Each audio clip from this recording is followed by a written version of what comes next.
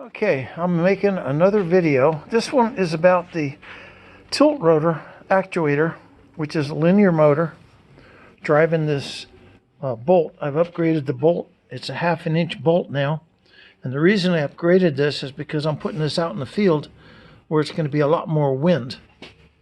And as a result, there could be more vibration and buffeting.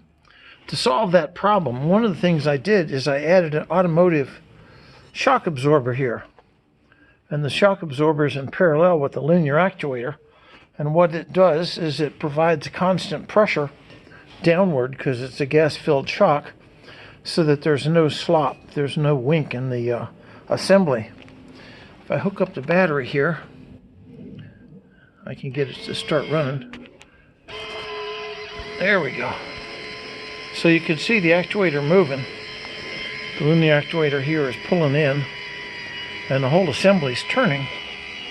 And as that lever pulls, it's pulling the shaft here. The shaft is slowly rotating. And what's happening is the linear actuator is pulling against the shock absorber right now. I used to have 3/8 bolt. I was going to go to 7/16, but Lowe's doesn't have 7/16 bolts.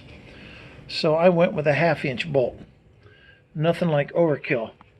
And this runs through the inner shaft, and then after it goes through the inner shaft, there's a nut on the other side welded on the inner shaft, and then I ground it down so that this bolt is going to be fully anchored on the inner shaft.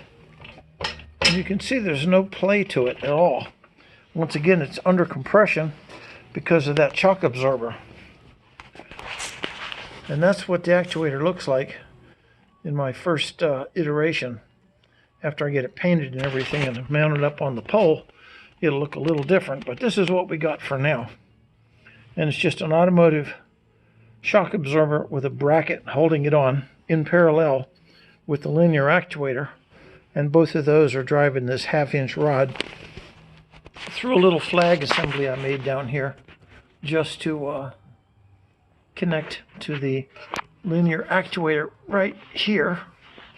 And then of course the shock absorber's on the other side, and it's got a pivot sleeve on the inside to take up the room for the rubber washer.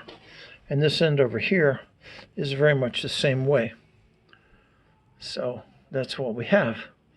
In any case, we'll get this put up maybe tomorrow, and we'll be back in the solar business. But this way I'll have the solar collector out in the field where it won't be shaded because the winter sun is becoming more and more elusive. Enjoy. This is Woody. Bye.